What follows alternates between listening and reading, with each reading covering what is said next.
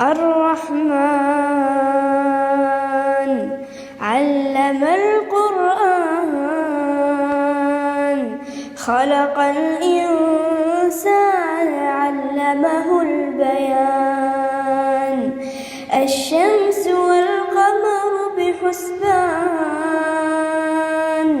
والنجم والشجر يسجدان والسماء رفعها ووضع الميزان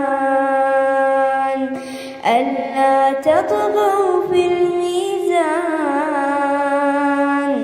وأقيموا الوزن بالقسط ولا تخسروا الميزان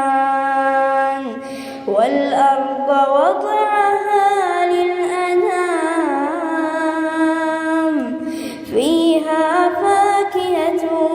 والنخل ذات الأكمام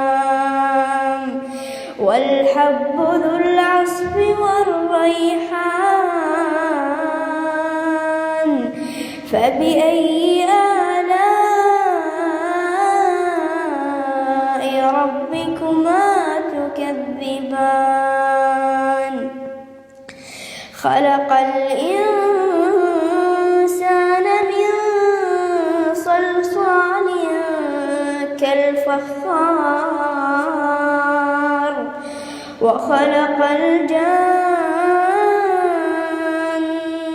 من مارج من نار فبأي آلاء